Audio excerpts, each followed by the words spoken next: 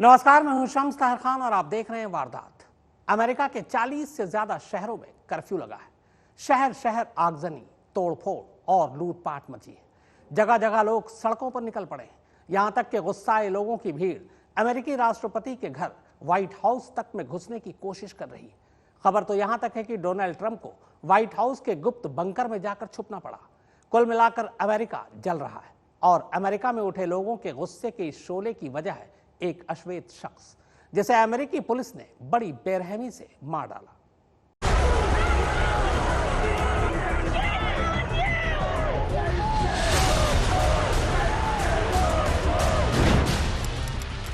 अब से पहले व्हाइट हाउस में इस तरह घुसने की किसी ने कोशिश नहीं की।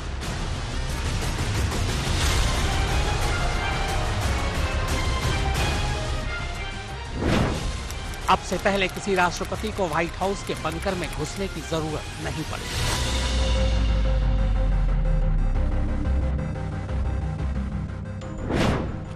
अब से पहले आंदोलनकारियों से माफी मांगने के लिए अमेरिकी पुलिस घुटनों पर नहीं बैठी।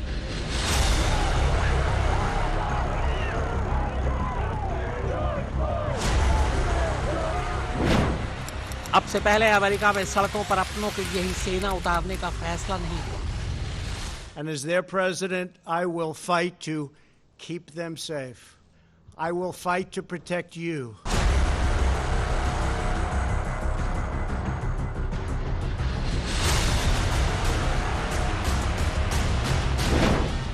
अब से पहले किसी आतंकी ने अमेरिका का इतना नुकसान नहीं किया जितना इस पुलिस वाले ने किया।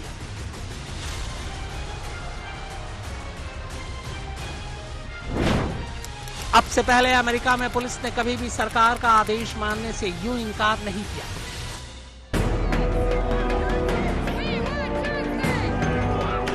ये तोड़फोड़, ये आगजनी, ये तबाही, ये दंगे, ये विद्रोह, इन सब की कहानी एक वीडियो के सामने आने के बाद शुरू हुई। लिहाजा जरूरी है कि इस वीडियो की तह तक पहुंचा जाए। ये है वो वीडियो जिसने एक हफ्ते से दुनिया की सुपर पावर को आग में झोंक रखा है। ये कहानी शुरू होती है 25 मई 2020 को।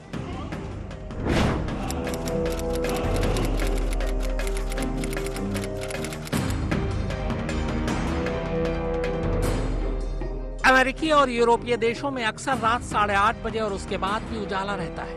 उस दिन भी अमेरिका के मिनियोपोलिस में इस उजाले में मिनियोपोलिस पुलिस के अधिकारी डेरिक शेविन, अलेक्जेंडर क्योंग, थॉमस लेन और ताऊ थाऊ समेत कई पुलिस वाले सड़क किनारे एक अश्वेत को दबोचे हुए थे। डेरिक शेविन ने इस शख्स के गले पर अपना घुटना रखा हुआ था। अलेक्जेंडर ने उसके पेट पर और थॉमस ने उसके पैरों को अपने घुटनों से दबा रखा था और नीचे पड़ा शख्स बार बार कह रहा था कि उससे सांस नहीं ली जा रही है। वो गिड़गिड़ाता रहा, लेकिन न तो डेरिक ने उसकी गर्दन से अपना घुटना हटाया और न ही बाकी पुलिस वालों ने उसकी सुनी।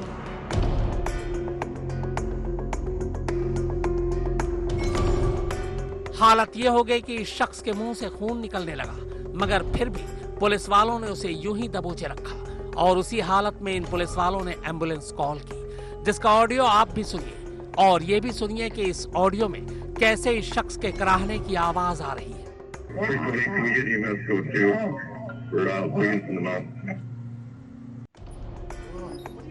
इस एम्बुलेंस कॉल के बाद भी अगले 7 मिनट तक डेरिक उसकी गर्दन पर यूं ही सवार रहा। ये बार बार कहता रहा कि वो सांस नहीं ले पा रहा है, मगर इस पुलिस अफसर के कान पर जूं तक नहीं रही। उसने तब भी उसकी गर्दन से अपना पैर नहीं हटाया जब इस अश्वेत शख्स की आंखें तक बंद हो गई।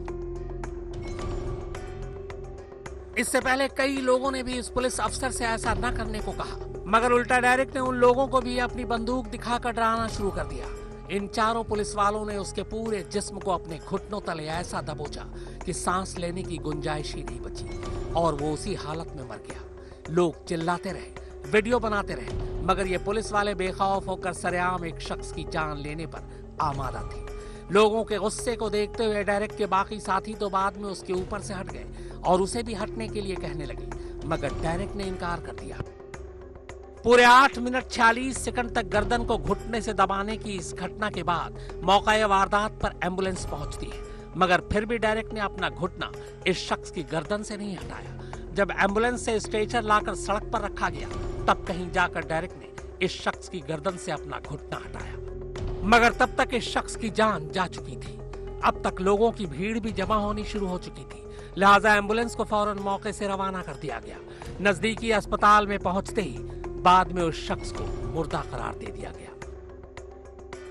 मगर सवाल यह था कि आखिर डेरेक और उसके साथी इस शख्स को इस कदर मारने पर क्यों तुले हुए थे? कौन था ये शख्स जिसे बिना किसी सबूत, गवाह, दलील और अदालती कार्रवाई के पुलिस ने सड़क पर ही मौत के घाट उतार दिया?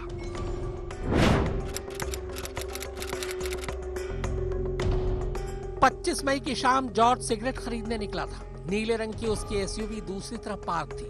कप फूड नाम के एक स्टोर से जॉर्ज ने सिगरेट खरीदी और बदले में $20 दिए। स्टोर पर बैठे शख्स को लगा कि जॉर्ज ने उसे नकली डॉलर दिए।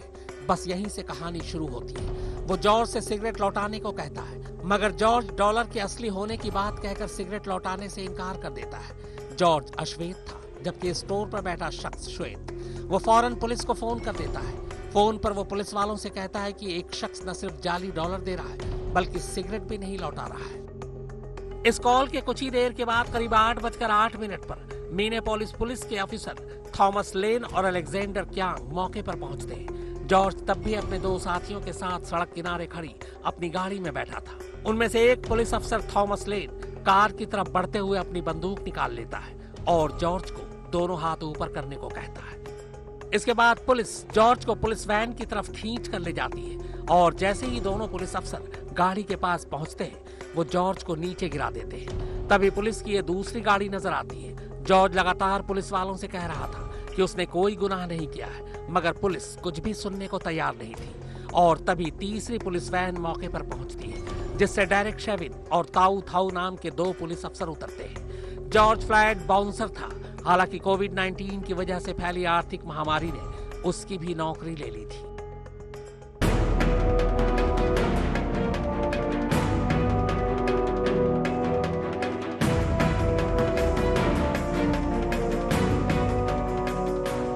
जैसे ही जॉर्ज के मरने की खबर और ये वीडियो फैलना शुरू हुआ, लोग गुस्से में भड़क उठे। मिनेपोलिस शहर के एक पुलिस स्टेशन को आग के हवाले कर दिया गया और फिर पूरे शहर में आंदोलन शुरू हो गए।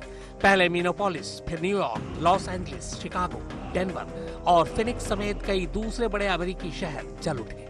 इमारतों के आग के हवाले किया जा रहा है। स्टोर में लूटपाट हो रही है। लोग पोस्टर बैनर लेकर व्हाइट हाउस तक में घुसने की कोशिश कर रहे हैं। मामले की गंभीरता को देखते हुए मिनेपोलिस पुलिस डिपार्टमेंट ने 4 पुलिस वालों के खिलाफ कार्रवाई शुरू कर दी है।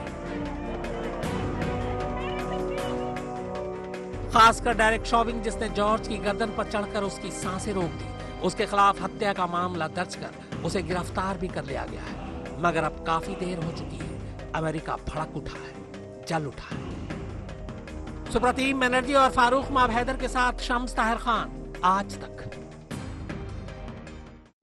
मिनेपोलिस पुलिस के अफसर डेरेक शेविन की वजह से पूरी अमेरिकी पुलिस इस वक्त लोगों के निशाने पर है। हालांकि ये कोई पहला मामला नहीं है जब पुलिस ने किसी अश्वेत को यूं बेरहमी से मारा हो। जॉर्ज की मौत अमेरिका में नासूर की तरह फैले नस्लीय भेदभाव का चेहरा है, जो अब पूरी दुनिया के सामने बेनकाब हो चुका है। यह उसी अमेरिका में हो रहा है जो खुद को छोड़कर दूसरे तमाम देशों को लोकतंत्र की नसीहत देता है।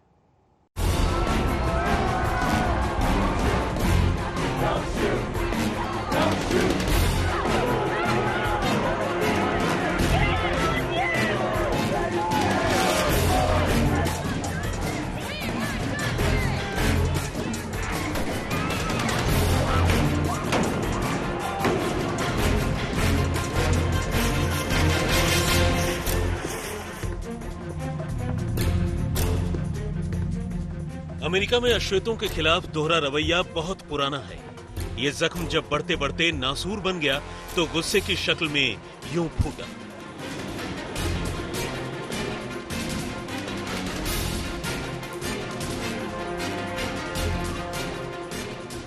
गुस्साए लोगों ने दुकानों, शॉपिंग मॉल्स, दफ्तरों, इमारतों और दूसरी जगहों को आग के हवाले कर दिया।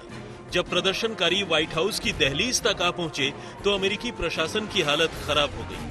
राष्ट्रपति डोनाल्ड ट्रंप को व्हाइट हाउस में मौजूद बंकर में छुपाया गया, जिसके बाद बिगड़ते हालात को देखते हुए न सिर्फ वॉशिंगटन बल्कि अमेरिका के करीब 40 शहरों में कर्फ्यू लगा दिया गया।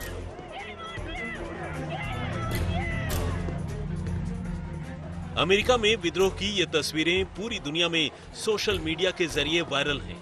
अब तक इस विद्रोह में मरने वालों की तादाद 7 तक पहुंच चुकी है, जबकि करोड़ों की संपत्ति तबाह हो चुकी है।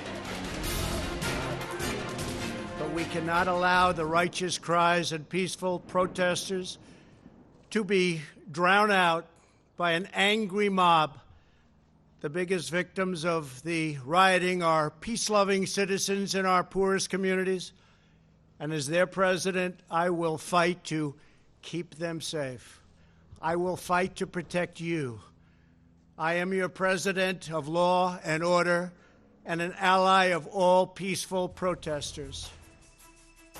डोनाल्ड ट्रंप इस विद्रोह को एक सोची समझी साजिश करार दे रहे हैं। उनकी दलील है कि ये ऑर्गेनाइज्ड आंदोलन उनकी सरकार की पॉपुलैरिटी को कम करने और सरकार को कमजोर करने की सोची समझी साजिश है। ट्रंप ने कहा कि अगर ये हिंसा नहीं थमी तो इसे रोकने के लिए सड़कों पर सेना भी उतारी जा सकती है।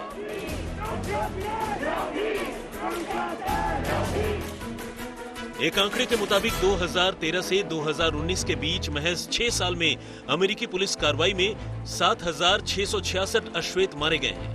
ये आंकड़े इसलिए चौंकाते हैं क्योंकि अमेरिका में अश्वेतों की आबादी महज 13% है। फिर भी पुलिस के हमले उन पर ज्यादा होते हैं। श्वेत अमेरिकियों के मुकाबले 2.5 गुना ज्यादा अश्वेत पुलिस की गोली से मारे गए हैं। साल में ऐसा एक भी महीना नहीं बीता जब पुलिस के हाथों किसी अश्वेत की मौत न हुई।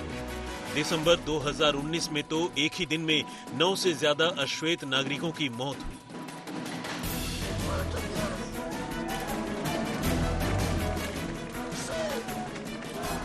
सुप्रतीम बैनर्जी के साथ फर्रुख माफैदर, आज तक। पुलिस के हाथों मरने से पहले जॉर्ज के आखिरी लफ्ज थे, आई कांट ब्रीथ।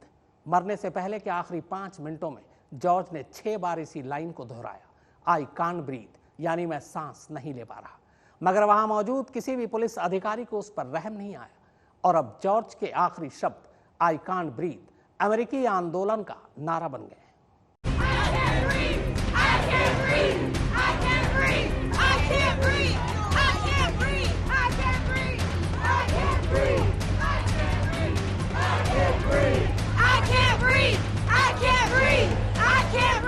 अमेरिका में सरकार के खिलाफ विद्रोह का ये नया नारा है, आई कांट ब्रीथ। अपनी जुबान में कहें तो मैं सांस नहीं ले सकता।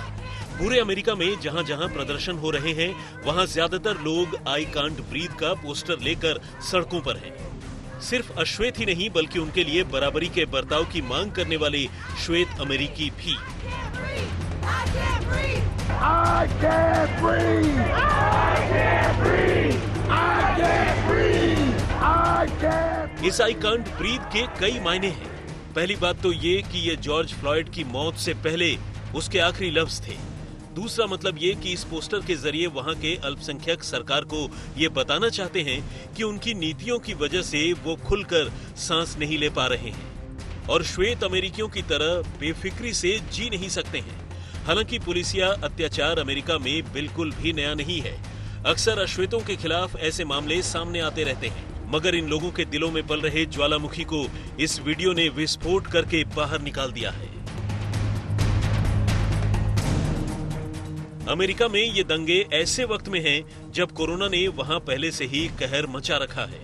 अब सवाल यह है कि आखिर मिनोपोलिस ही इन दंगों का केंद्र क्यों बना? तो दरअसल इस शहर की कुल आबादी 3,80,000 लोगों में करीब 19% अश्वेत हैं। मुद्दा यह है कि मिनोपोलिस में काम करने वाले श्वेत लोग अश्वेतों के मुकाबले दुगना कमाते हैं। वजह यह है कि पूरे अमेरिका में और खासकर मिनोपोलिस में लोगों में ऊंच नीच की भावना बहुत गहरी बैठी हुई है। इसलिए न तो अश्वेतों को ज्यादा काम मिलता है और न ही पैसा, लिहाजा ये गुस्सा तो फूटना ही था। फर्रुख माफैदर, आज तक।